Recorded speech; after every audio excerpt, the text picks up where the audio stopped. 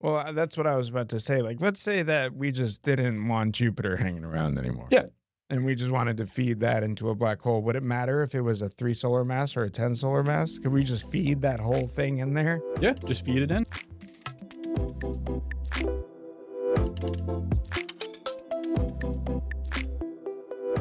Hello and welcome to Entropy Rising, where we talk about science and futurism.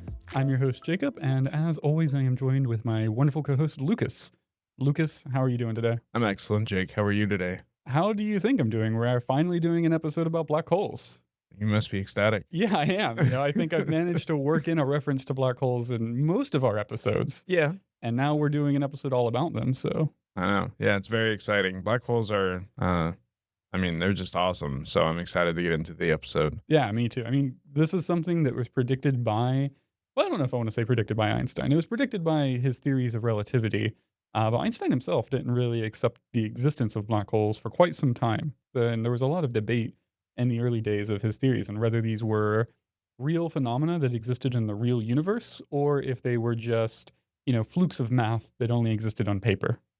Yeah, I mean, it's really cool when you see the inability for somebody to actually see what math proves on its own. But more often than not, math is right. Yeah, and this is a case where when you're modeling reality through math, you typically have results that you throw out because you just kind of acknowledge that models are never perfect. A great example is you probably remember being in high school and college and you're doing a math problem with a quadratic equation and you typically throw out one of the nonsensical answers, right? Like you'll get a negative speed or negative time because you get two answers with a quadratic. So you ignore the negative one Right. because it just doesn't make sense. You can't have negative time that it took for a ball that, for example, moved through a parabola.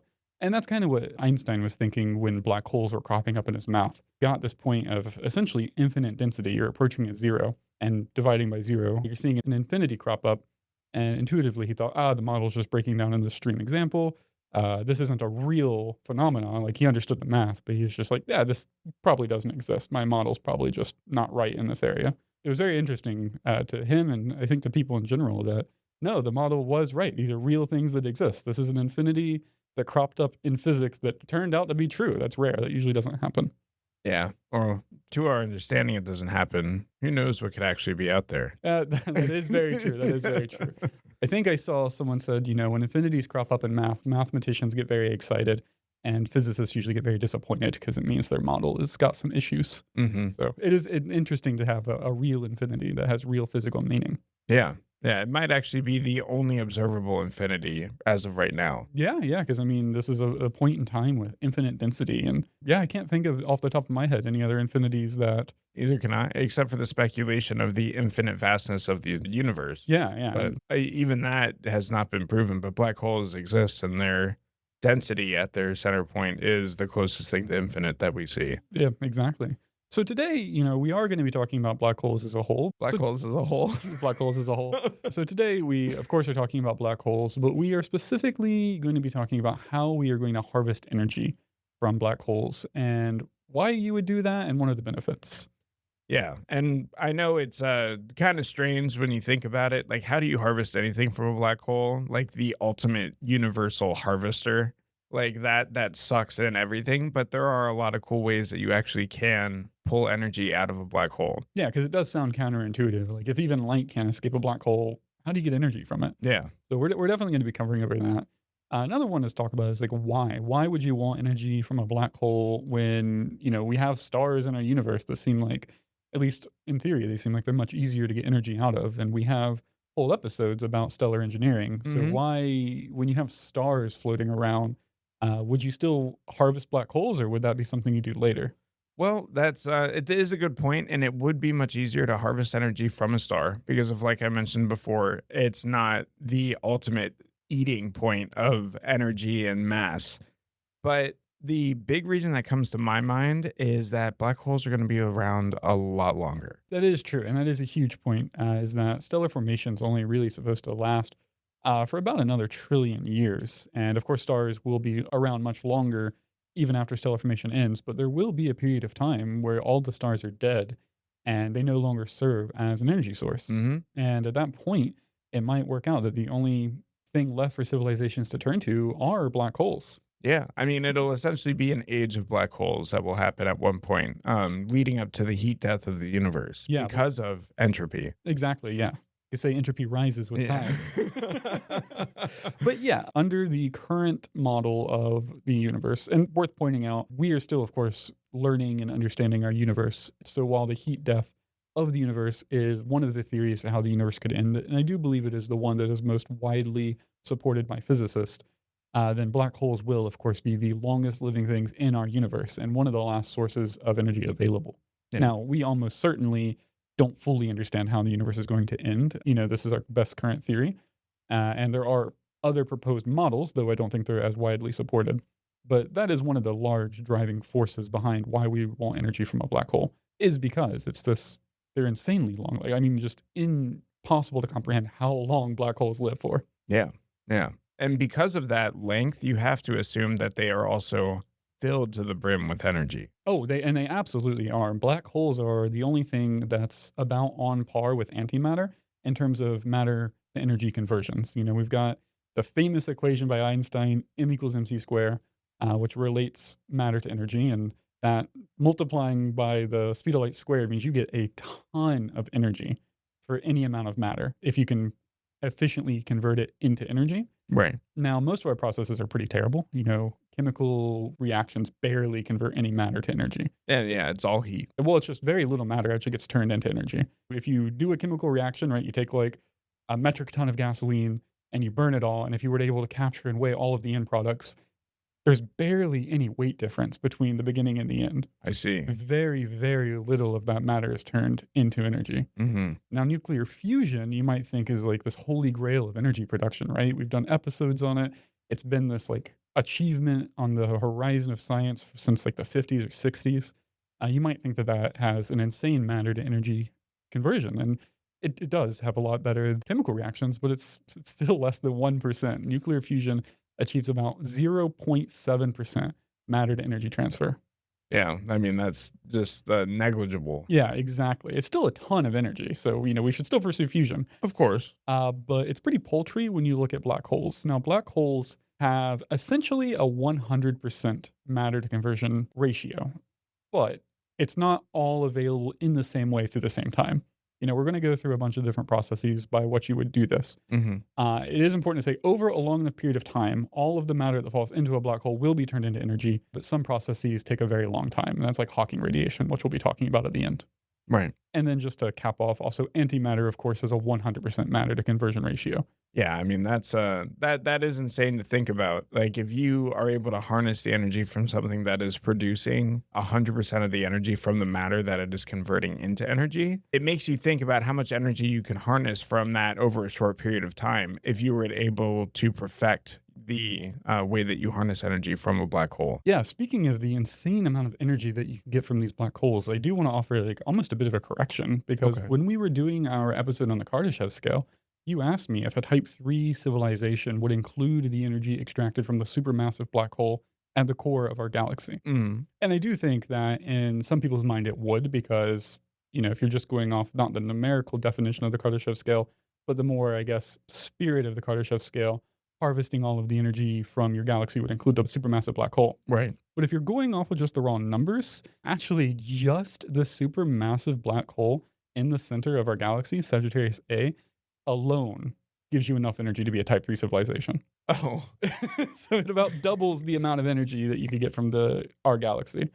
Or in Wow. other words, if you wanted to be a type 3 civilization, but be a more of a compact one, just in terms of energy wise, all you need to do is harvest that supermassive black hole at the center of our galaxy. Wow. I mean that just goes to show like how much raw energy there is in a black hole because that's crazy. Imagine you harvest every single star in your galaxy and then the guys next door are just harvesting the center of their galaxy and they're like, "Yeah, you're wimpy compared to us." It is an insane amount of energy, and when I realized that, I was like, "Oh no! Like this is insane." It's so weird to think that you could be a Type 3 civilization in terms of raw energy, just from harvesting one single entity. And just to put numbers on it, we define Type 3 civilization as a civilization that uses 10 to the 36 watts of energy.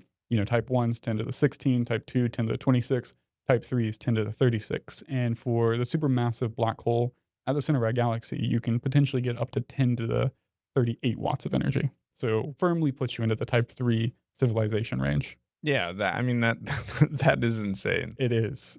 So speaking of that, actually, let's talk about how we could get the energy out of these black holes.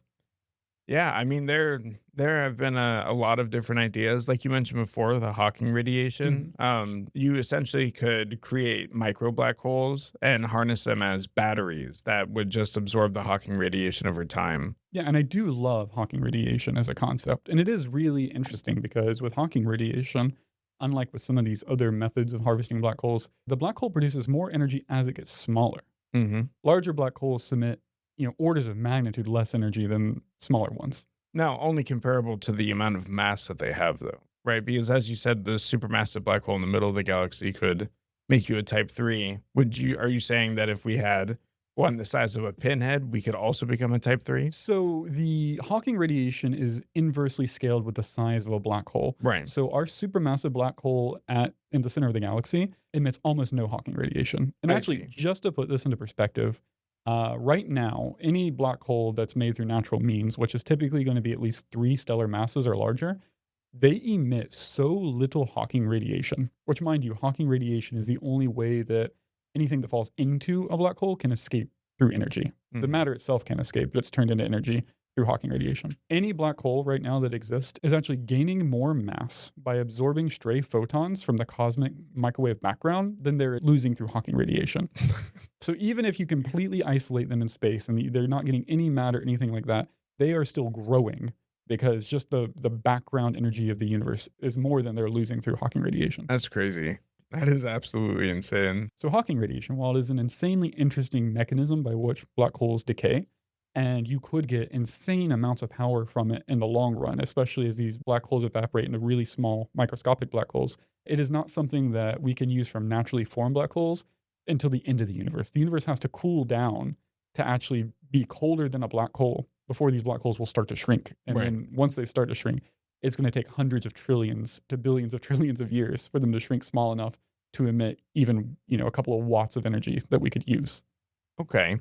So if we want to use Hawking radiation before the end of the universe, Right. really the only way to do that would be to create a microscopic black hole. And there are some theoretical ways you could do that. One of them is called a Kugelblitz black hole, which is where you create a black hole out of pure energy, right? So we always think of black holes as like mass being combined into one area, but actually it doesn't have to be because mass and energy are interchangeable through E equals mc square. And the only thing a black hole cares about is energy density. You can create a black hole with just energy. Right. So if you take some really, really high powered lasers and concentrate them all into one area of space, they will form this Kugelblitz black hole that's made up of just energy. And it will be microscopic.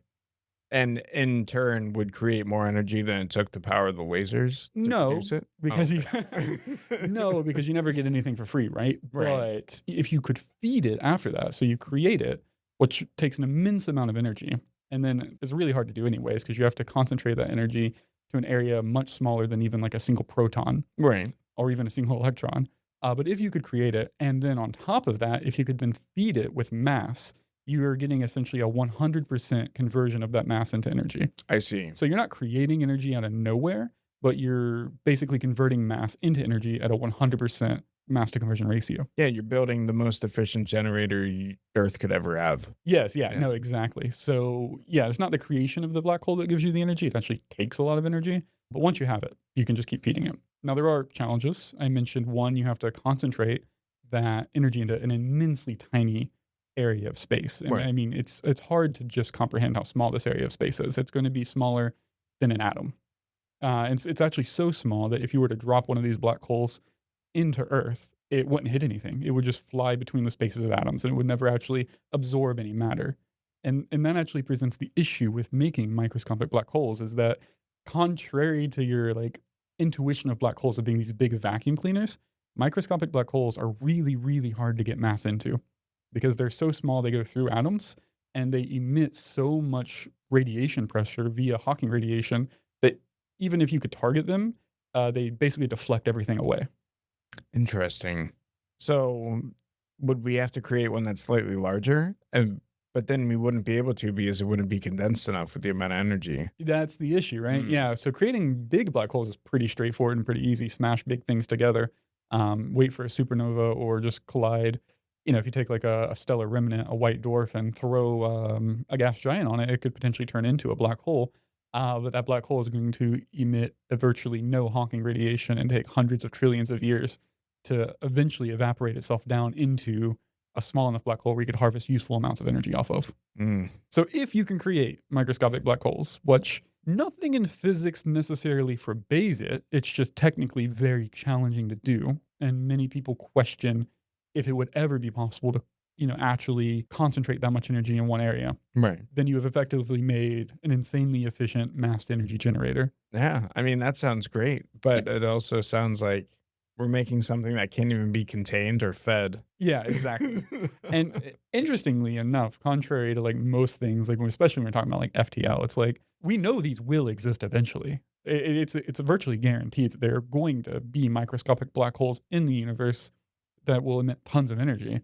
It's really just a matter of time, and it's a lot of time. You have to wait for all the massive black holes to decay into smaller black holes. But once they do decay, they will emit, tons of energy, and you could effectively encase them in some type of device that could harvest all of the electromagnetic radiation coming off of them. Although one other challenge, and we'll see this come up with almost all these methods, most of that electromagnetic radiation is going to be in high energy gamma and X-rays, which is really hard to contain. But that's a pretty small challenge to overcome compared to the pretty monumental challenge of creating the thing in the first place.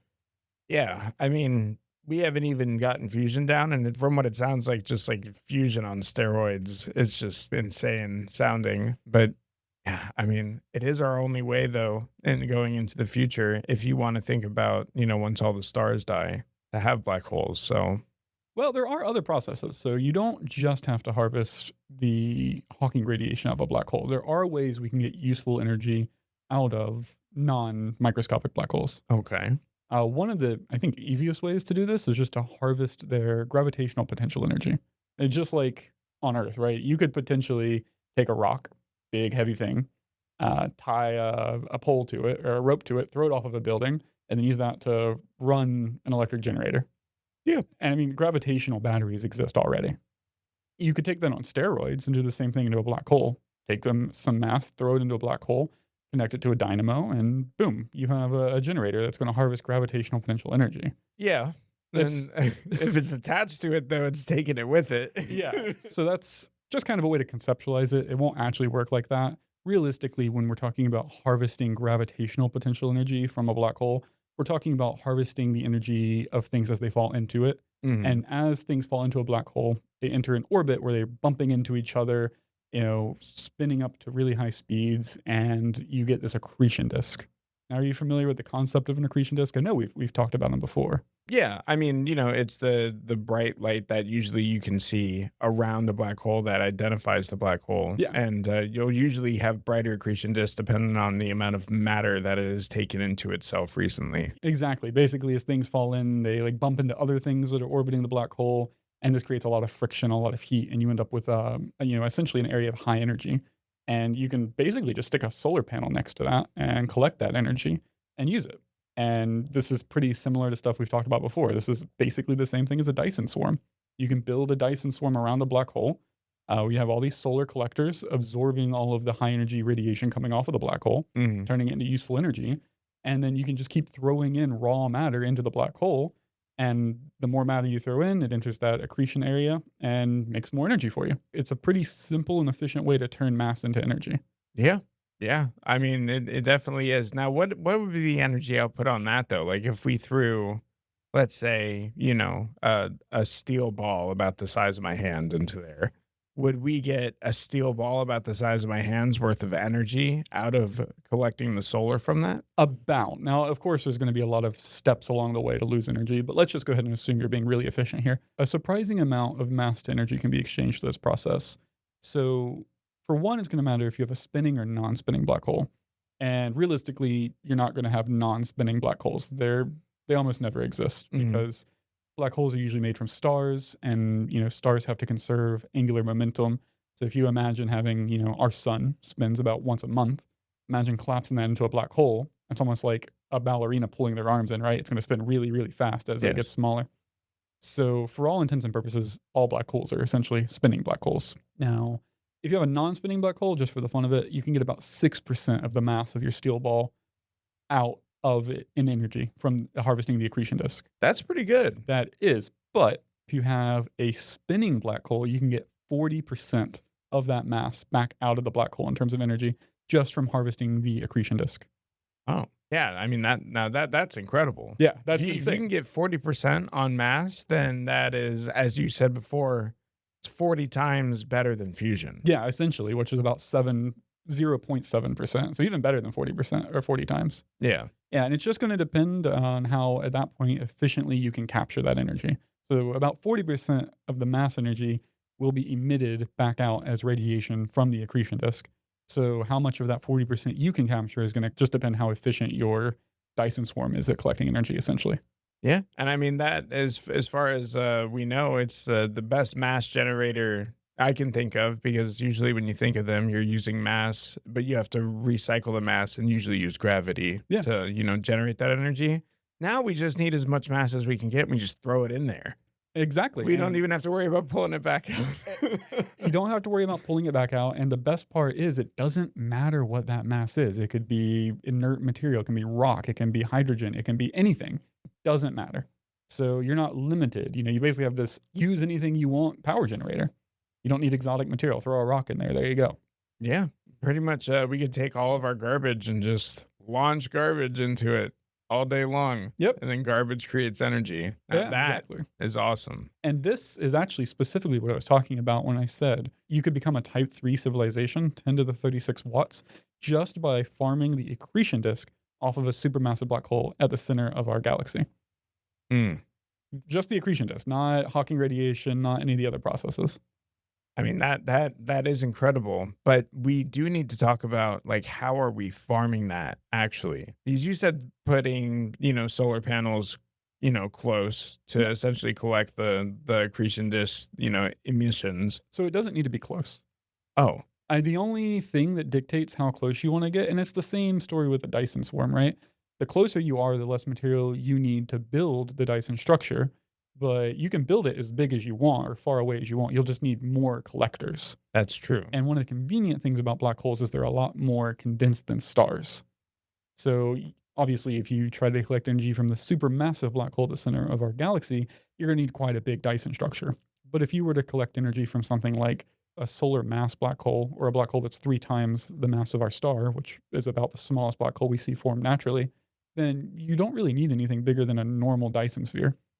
And you're going to get monumentally more energy out of it, even a solar mass black hole, because stars rely on fusion, which only convert about 0.7% of mass to energy. So a sun mass black hole will still get that same 40% conversion from its accretion disk. So the same amount of mass that you need to make our star could create a much more energy efficient black hole, and you wouldn't need a bigger Dyson swarm to contain it. I see.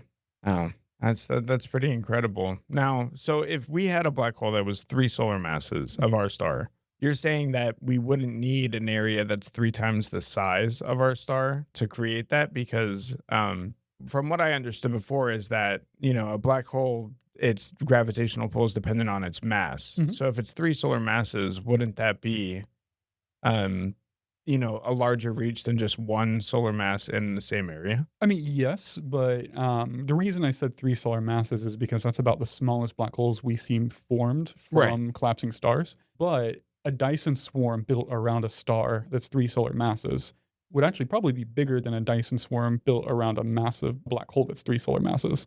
Because the black hole is more condensed. So Mhm. you don't need to be, as far away. And now the accretion disk obviously is much further away than the event horizon, but it's still going to be smaller than the original star. Really, the only thing dictating how big your Dyson structure needs to be is temperature. Because if you're too close, then the accretion disk, like I said, it puts off a lot of energy. Right. So you need to be far enough away that your material is not going to melt and overheat. And that's really the only thing that would determine how far away your Dyson structure needs to be for this. Yeah, so then that's a huge advantage. Yeah. Because if the biggest limiting factor is the heat on your material that you're using to collect that energy, then, you could build a black hole that's 20 solar masses and then, have a much more condensed area and be able to collect a lot more energy from something like that. Yeah, exactly. And the cool thing about this too is that the mass of the black hole isn't as important here because really it's the accretion disk that you're harvesting the energy from. Now, larger black holes allow you to build more energy intensive accretion disks. We see the range go from about 10 to 31 watts for smaller black holes and then 10 to like the 38 watts for larger black holes. So pretty big range, but you're still getting a lot of energy even from a 3 stellar mass black hole from its accretion disk. Really, the thing that determines how large your Dyson structure is going to be is how much matter you feed into that accretion disk. Okay. So even a one, a 3 stellar mass black hole versus a 100 stellar mass black hole, really you could have a similar sized Dyson structure, just scale down how much material you fed into that accretion disk. Convert Yeah. it to energy about the same ratio, and it'd give you a ton of energy. It's a fairly complex formula. So I was reading on some forums and all that. But if I understood it correctly, and I have some doubt with this number because it seems too optimistic, but I read somewhere that you could operate on about a K3 level, harvesting the supermassive black hole at the center of our universe's accretion disk at max luminosity by feeding it at roughly 1 Earth's worth of material every 30 years. Oh my god. That is efficient, Yeah, yeah, right? it's insane. Those numbers don't seem to quite add up to my head. I saw the formula and I was following it, but that still seems a little overly efficient. But people on the stock exchange said that it added up. So I mean, it is a lot of energy stored in a planet, and right? just in mass in general. Yeah, just and if we could get 40% of that and feed Earth into it, once every I mean, that kind of, I haven't seen the equation, but it kind of makes sense in Yeah, my head. exactly. So the accretion disk is an amazing way to harness energy out of these black holes. And I personally think one of the ways that you would actually go about doing this, but there are other processes. Okay. I think we can't talk about harvesting energy from black holes without talking about the Penrose process. Right. Are you familiar with it at all? I mean, I've played Stellaris where I create Penrose spheres. Oh, really? That's a Uh-huh. thing? Oh, that's so cool. That has to be a mod. I haven't seen that. It is a mod. So the Penrose process extracts energy out of it. Actually extracts rotational energy from a black hole. Mhm. So I mentioned almost all black holes are spinning. Also, fun fact: so black holes are a singularity, right? They're a point of infinite density. Right. By definition, a singularity really can't spin because it's a single point. So when you have a spinning black hole, it actually think of this singularity moving in like a small little orbit, and it turns into like a donut shape, and they're called ringularities. Oh, okay. Yeah. So when you have a ringularity, a spinning black hole, a lot of its energy is tied up in that rotational mass. Up to 29% of the total energy in the black hole can be purely rotational energy, Okay. which is a lot. Yes. And actually, because black holes are these massive, insane, universe-breaking things, they do something called frame dragging, where outside of the event horizon, space-time itself is actually drug along with the spin of the black hole. And this creates something called an ergosphere, or an area where you have basically spinning space-time around the black hole. Yeah, I actually have seen that demonstrated where they talked about two black holes meeting and rotating around each other because not only do they rotate around each other, but they also morph space time almost into it almost looks like an infinity sign as That's they're crazy. spinning around each I other. It's very cool. I need to watch that because I want to see that visualized. That sounds really interesting. But yeah, you can actually harvest energy from rotational energy from the black hole. And the way the Penrose process works, I kind of have a hard time wrapping my head around it, but I do know the basics, which is that you take some material, throw it into the ergosphere, this rotating section of a black hole, and it'll basically be accelerated by the spinning spacetime. Mhm. And then if it throws some mass into the black hole, it can leave that spinning area of the black hole with more energy than it entered. And the exchange for that is, of course, the mass that it lost. Right. And in turn, the black hole actually slows down from this process. You've stolen some of its rotational energy. I Now, see. some of the ways I've seen this predicted to be used to actually make an energy generator is that you can actually take particles where you know they're going to decay in a certain amount of time, fire those particles into the rotating black hole. While the particle is spinning around the black hole, it goes through some form of decay. Maybe think about like, how uranium splits into two different atoms. Part of that mass falls into the black hole, and then the rest of that mass energy gets used to kick that particle out at a higher velocity than it came in. It leaves with more energy than it entered, and then you can collect that particle through some type of particle accelerator and turn it into energy.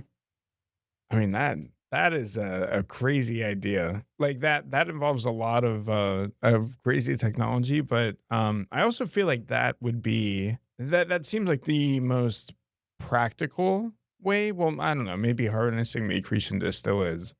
But if you can use just mass and not lose all of that mass, then you could probably recycle and then continue using mass in that way. You still, at the end of the day, you're not really exchanging mass for energy, but you kind of are exchanging mass for energy. So you're still using up mass. Right. So, it's really important to think about how I think the three of these systems work together if you're a civilization trying to make it to the end of the universe. Because I think realistically, you're probably starting off with farming accretion disks. Where we are in the universe, the age of the universe right now, mass is cheap. Mass is everywhere. You can just take asteroids, planets, whatever, throw it into a black hole, harness the accretion disk. Once you start using up all of your mass, though, you might try to be more conservative with it, and that's where you might start using stuff like the Penrose process Mhm. to, like you said, try to be a little more efficient with your mass, get more energy per mass out of that black hole. But eventually, you'll run out of rotating black holes because this does slow down the black hole. It's like taking energy out of a flywheel. Eventually, you stop the flywheel, and at that point, really, the only thing you got left is the Hawking radiation. And, at this point, the Hawking radiation coming off these black holes is minimum. So you got a long time to wait before you get a usable amount of energy from the Hawking radiation. Worst part is feeding mass into the black hole reduces the amount of Hawking radiation it emits. Yeah. But it accelerates that accretion disk, like It you does, said. yes. Yeah. And that's cool. Yeah.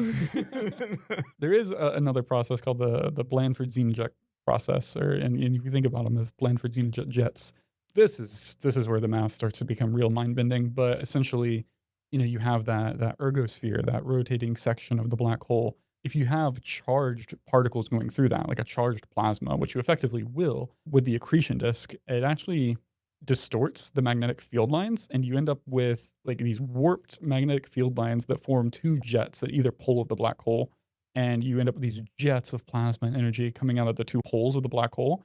And this is actually what forms quasars that we see now. I see. So when you hear quasars, these massive, supermassive black holes at the centers of galaxies, that's through this Blandford Xenojet process. This one object can be brighter than entire galaxies. Yeah, that's also the most dangerous method, I would assume, since you're essentially creating a Death Star. Yeah. Don't stand in front of the jet.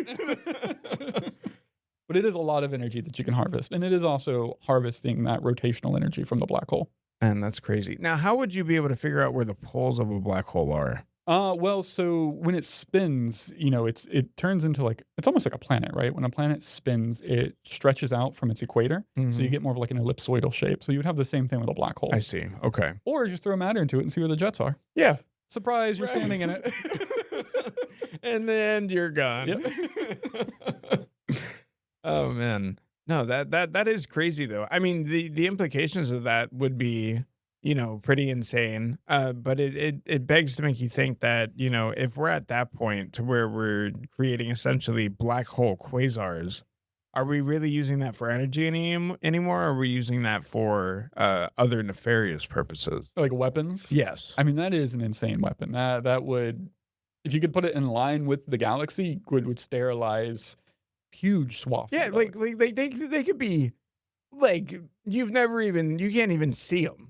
They're just a dot out there, and you can aim it at the right trajectory, and yeah, like you said, you could sterilize the planet. Yeah. Just kill everything with radiation. Yeah. Wipe their entire magnetic field from them. Just everything. Yeah. Yeah. If you could point a quasar, like I said, in line with the galaxy, I don't know if it's enough energy to sterilize all the way to the edge of the galaxy, but off the top of my head, I don't know that. But you would definitely be sterilizing planets a significant way into the galaxy. I mean, Yeah. And absolutely insane. I feel like no civilization should have that power. yeah, right. I mean, this is something that makes the Death Star look like a little like pop rock. Yeah. It's crazy, but Oh, the energy of a sun, how cute. Yeah. I remember being a child too. But I mean, this is something that does occur naturally, not with I does it occur naturally occurs with black naturally, yeah. with black holes? Feeding black holes will emit. That's what quasars are. Okay, because I always thought of a quasar as like I'm thinking of a pulsar. Pulsar, Yeah. yeah. That's a white dwarf star. Hmm. Yes, a quasar. Oh Oh, no, a man. neutron star. Pulsars are neutron stars, right? Yes. Yes. Yeah.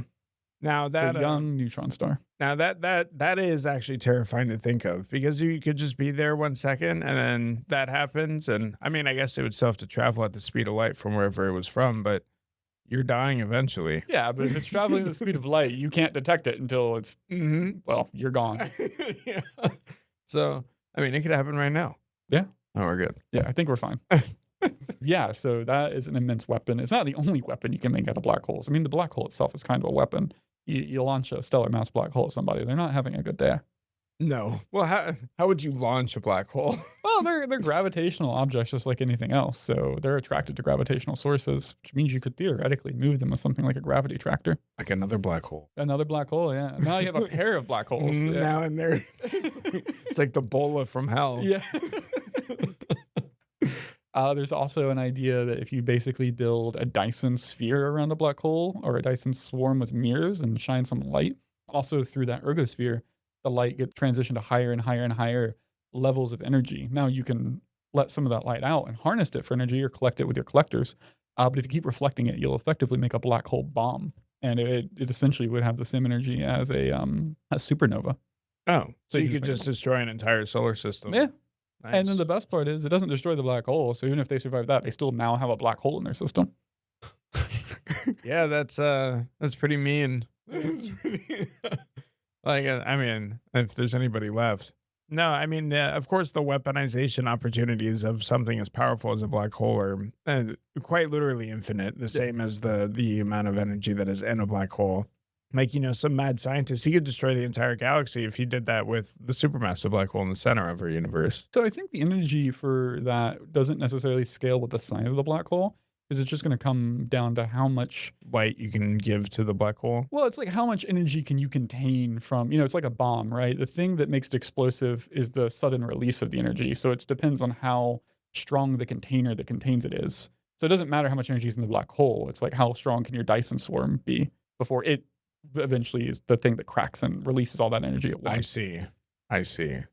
Well, I mean, a larger black hole would mean a larger Dyson sphere. Which might make it weaker. That is true. Same thing with the actual black hole itself.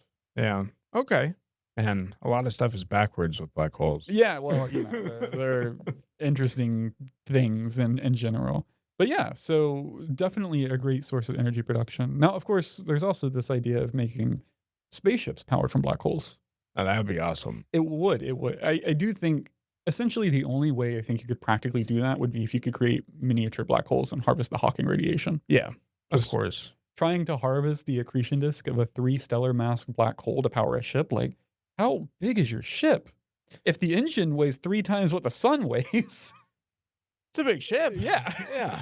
I mean, it's well, I don't want to say it's not impossible. It seems pretty impossible, but we could build it theoretically. I mean, at that point, you're probably talking about, like a stellar engine like we did in our last episode. Yes, yes, yeah. A stellar engine and your ship is made up of planet-sized modules, Yes. essentially.